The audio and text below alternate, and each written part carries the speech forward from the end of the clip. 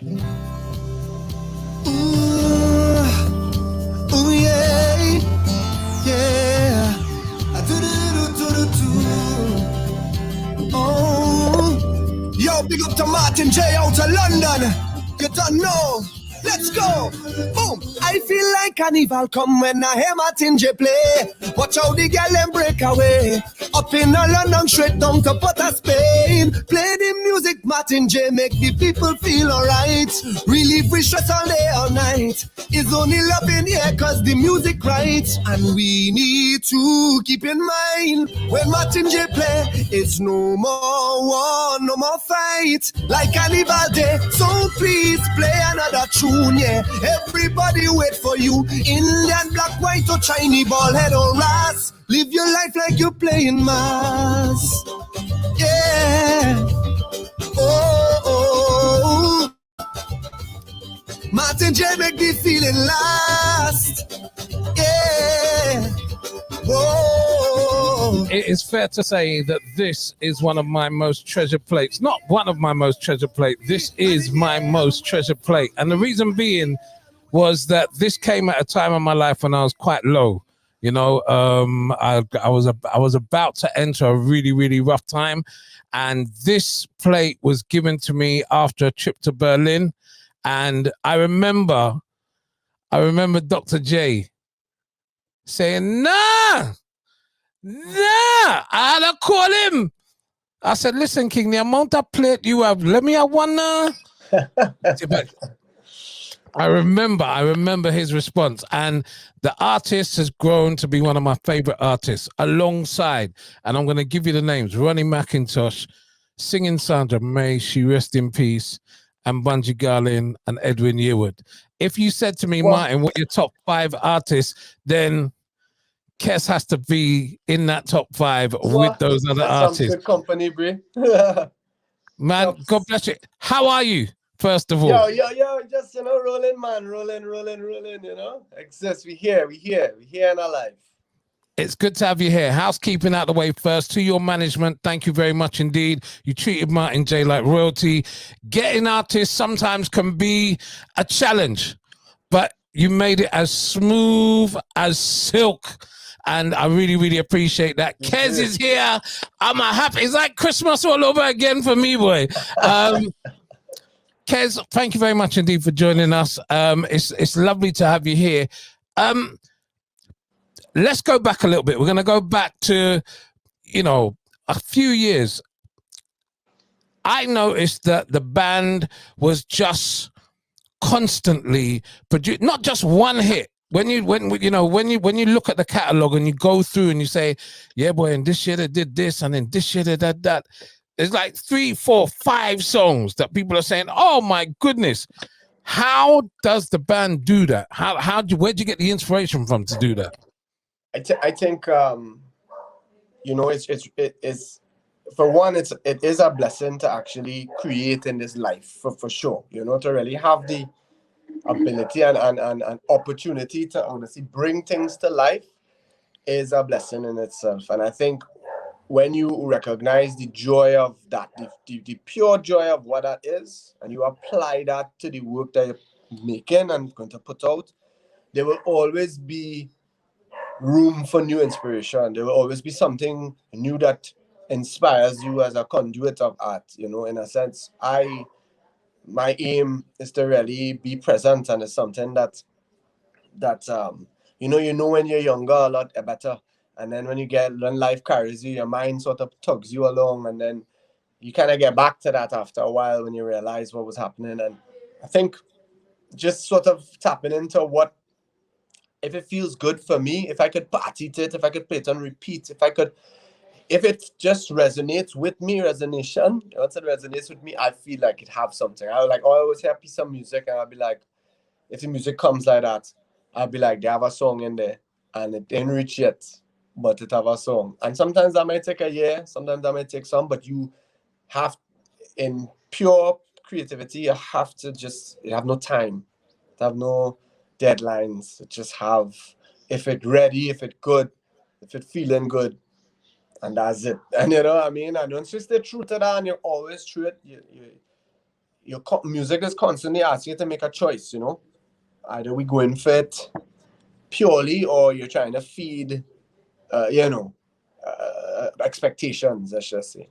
And you know, when you choose art, it continues to choose you, you know. And I think, like, every year I try to just be inspired purely by the time, and not study what made and knocked last year, because that's a whole different existence now, you know what I mean. I probably have a whole different body right now. You know. Absolutely. I'm sure you've been asked this question many a time, but I'm going to ask it anyway. Do you have a favorite song from your catalog?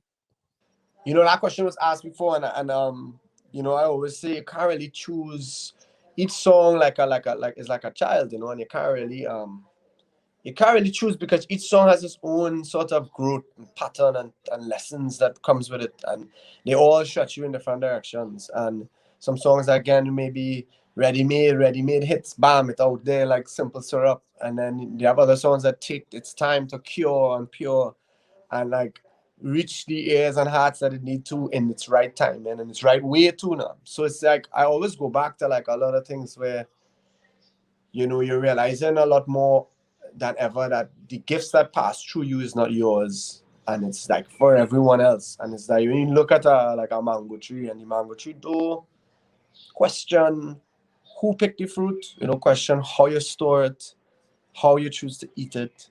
If you choose to eat it, it just produces the fruit and the opportunity to have fruit. And I feel that's the role of the artist now. Like, we are the fruit trees to provide fruit for people to do what they want with it, to be very honest. It's not yours after it passed through you, you know. And, you know, that's how I feel about it. And I feel like, yeah, it's a life of service in a lot of ways. But don't get in your own way, you know? Don't get in your own way. I'm going to come back to something that you said in a little while, but before I get there, let me talk about coming up to Christmas. I had not planned to go to Trinidad Carnival in 2021. So I was not one of those people that was like, oh, God, boy, the pandemic. It wasn't that kind of pressure. But obviously, whenever I decide to stay in London for the carnival season, it's still a pressure, because I've been traveling to Trinidad for so many years that I live it regardless of whether I plan to go there or not. And so carnival season, as far as I'm concerned, Christmas, they're done. As I cut into the ham, I'm like, well, yes, Carnival knows that.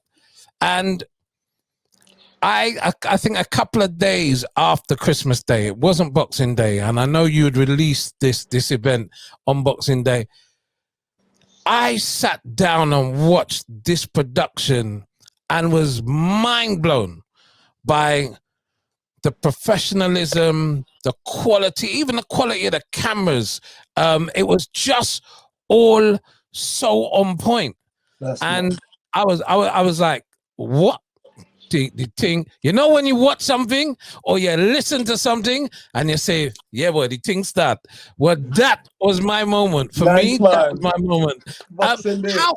How difficult was that to achieve? That's not an easy production to achieve, man. Yeah, it was anything, man. You know, when you see people put forward some work, you know, you know that you know, everything was put into it, and know that it's a choice. You know, around this time, it was definitely a challenge to sort of stay motivated and stay because you're sort of playing to a screen, you know, no matter what. Even if online it would say whatever, you're still not that raw human connection is the reality of it, and it's not there. So you have to sort of imagine and sort of give yourself vibes, you know. As I said, one thing you realize over the years that it was always available, and you sort of not just took it for granted, but you realize how much you were inspired by it. You know, somebody in the crowd singing a song, and they maybe singing back the words to you, and one word may have looked like another word, and that word sort of helped you write a verse in a song that you were working on. You know, so it's sort of, so it was difficult, and but at the same time, through its labor, I realized while getting into it that it had a lot less noise now. It was a lot less noisy in my life, and in anything. So I had a moment to sort of inhale, to exhale properly, and sort of take interests and in every aspect. You know, like everybody there that we've worked with is a dream to work with them. It's a dream to sit with them and imagine. You know, something simple as in the first We Home that we did in Independence Day, we you know, I wanted the sun to set in the back. And, you know, I had a team that was willing to make that happen. And those little things, like, I probably would not have gotten the energy to deal with those details the way I want in the middle of a season and in the middle of even Christmas, you know. And so in losing some things, I gained a lot of things in another way. I went into music history. I went and I studied actually digital music history for a bit. Um, and that gave me a perspective of where we are in the story of things. And in that, you know, that affects your moments and your choices in that moment because you know where this come from and you know the reason why, you know, and then you know, from there things will reflect that, you know. So it's real appealing a way of layers, you know, and it really gave me the confidence to sort of get more into the creative side of things because you know, I guess growing up in theater and all the different aspects of it in some form, I'm really interested in the stuff like backdrops and stuff like cameras and stuff like how do I make the set a conversation. I wanted to go inside to outside to inside and how do we make a house? How do we make that happen? And I like that kind of thing. And then wrap it around with good music, you know, and here you go and enjoy it, you know. So yeah, in a That nutshell. the reason why I'm kind of like silenced whilst you're talking is that I'm going to go back to our trip when we went to Berlin a few years ago. Not the first one. You came down for the first. I think you had locks then, so I was caught one with locks and one without locks. But when you came to Berlin without the locks, First time. That was the first time. and we left the event and we got back to the hotel and we all happened to be back at the hotel at the same time. And you, myself, your brother, my wife, Jay, we all sat down at the table and had that conversation in the early hours of the morning. And the things that you were talking about there is why I was silenced when you were sitting down there and talking, because I remember going back to the hotel room after and saying, yeah, no, boy, that brother is one deep brother, you know. Deep brother. I just love the way he thinks, you know. I love the way he thinks. Let's move on a little bit further. I am there in the middle of carnival season. I'm loving the songs. Someone said, boy, MJ, I'm going to send you a tune. And I know it's going to knock you down. I said, nah, there are no tunes, so. Nah, man, this song gonna knock you down. I said, no, boy. He said, I know you're a Juve, man. This tune going to knock you down. I get this tune, Is We. Yeah, man. I'm like, nah, boy. Yes, I. Listen, it's not even about a carnival. That is a song that will last for eternity. There's no timeline on that. When I think of John Buddy Williams' Saturday Night Blowout, and you know that was made 70 odd years ago. Yeah. When you listen to that tune and it tells a story of the fact, you know, the musicians and that, and you listen to Is We, and all I could think of was Green Corner. Yeah, man. That's all I could think of. Man. That's a fact. How did you get to create that? When did that happen? How did that happen? You know, As We was one of the songs that I wanted to really write a love letter to Carnival because of what I was missing from her. And I wanted to create a piece of music that represented that at its best, but also told a story. And in that, it all came out of revolution and fire. And I wanted it to start out of the darkness into a celebration. And having that sort of imagery and realizing that this was if it was any year to sort of try something like that, was this year because of the lack of noise and also It was a year to call the ancestors forth, and so to remind people of the energy that exists now. And through, but I felt it was a year without, instead of talking about it, I had to put it on paper. And I had an idea of what I wanted to do, and I brought in Keshav, who did Truck on the Road, and he also built was part of the people that did the Lavender Rhythm section plugin, and which was a real cool piece of technology there for those who don't know this. Yeah, you could get them tones real cool. Anyhow, um, I as well too. Etienne was in the country in Trinidad, and Etienne Charles, we did magic, and he's just one of those musicians that I had the honor of growing up with as well. He was part of the orchestra while I was doing plays in Aprima Bowl, you know what I mean? Like he was there at 14, 13, and now he's taken calypso and applied it to the jazz world and has become, who he has become. And so to work with him on something like this made so much sense. And I heard the horns and I was like, nah, this is our vibe source. We're going to do this. And then we all just sat. I went by Neil Dawala to pick up Dawala. This is who I do all my vocals by. But he also sort of grounding these dreamers. So all of us just sort of sat around a table and we spoke about what the ideas. I spoke about how the vibe was. And I wanted to match the concert and all these different things. But we started to beat on the desk. And some of that is beating on the desk. Some of that is literally those moments, and we just molded it every week. We just massaged it a bit more. I was like, I want this. I had to go in there and do some things too, and just to paint the picture because it was different. It's a song with two different BPMs, you know what I mean, and a horn so I know I wanted to do this. When you close your eyes, I want you to smell the gasoline that from the fire blowers. I want you to feel the heat. I want you to feel the greasiness you just feel on the road. That sort of raw cusp of energy. And I wanted to most of all feel it for myself because I was missing that.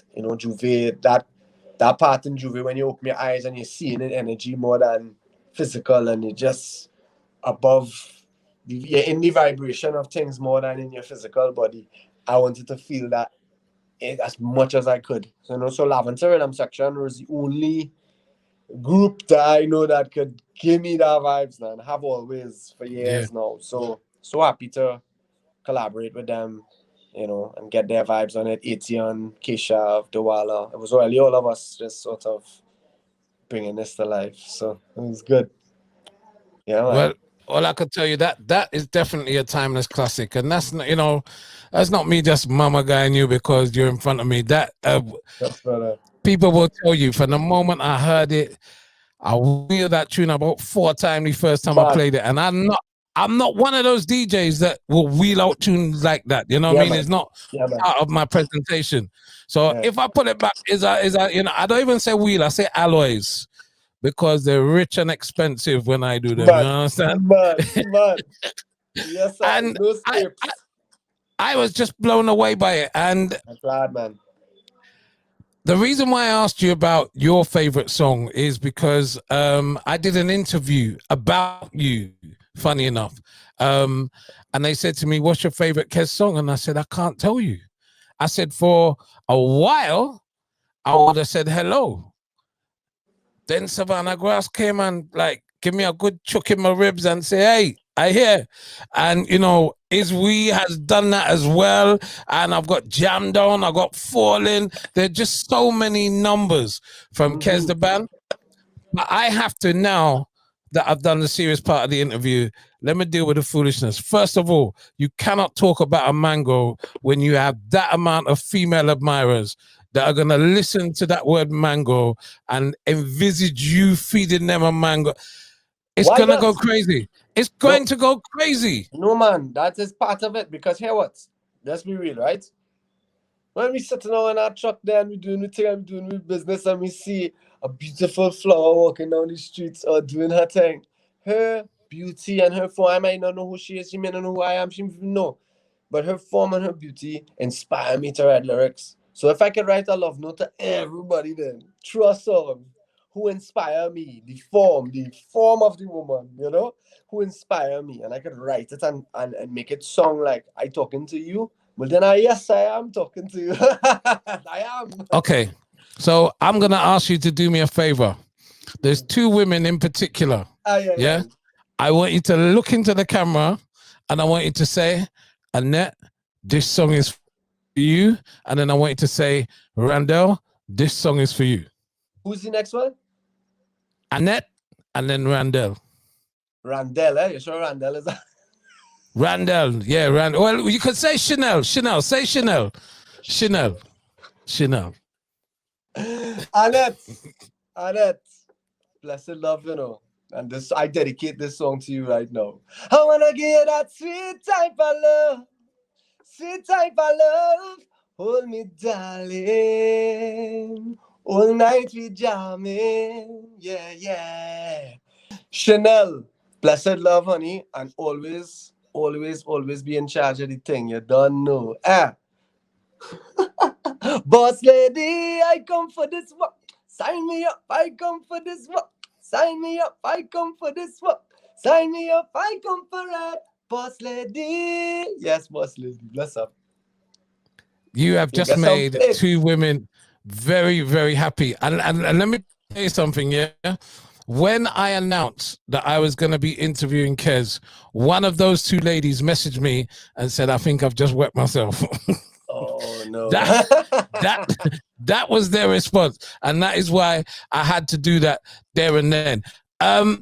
It's always a pleasure to talk to you. You know, I have to say this because some people said I haven't got the bottle to say this to you, yeah? Hans is my favorite member of Kez the band. I don't care. Yeah, I love you, but you see that drummer there? Oh my goodness. That is a boss. Hans on the drum. That is a boss. So for those of you that thought I didn't have the bottle to tell Kez that his big brother is my favorite member of the band, take it. Look, Big Papi, don't afraid to talk. Though. Fun fact, he was really the reason why we all in this band business. He was the one sort of kind of controlling the brood in a lot of ways and saying, hey, you are going to be drummer, you hold that, you sing the thing. He was, when we were kids, so he is really out of Hans sort of dreams, you know, that really spawn a lot of these things here too, you know. So big up to Hans. That'll be a good choice. Big up. And pass on my regards to him. To him. But you could not call it band Hans the band. It would not sound good. So Kez the band Stone is the right. It would not sound right. So, but big up Hans, man, and big up the rest of the crew as well. For know, it's just a lovely unit, and I just look forward to the day when we could go and watch Kez the band live, because even in the last 9 months, the music that has come from the band that we haven't been able to experience live, we've enjoyed it virtually, but obviously there's nothing like enjoying it live, and I hope very, very soon we get the chance to do that. So I want to thank you for coming onto the Drivetime Jam. It's been an absolute honor and pleasure to have you here, man. Big respect, and God bless you, man. Thank you very much indeed, Kez. See you in person, brother. We'll vibe again, for sure. Yes, man. How you mean? Yes, sir.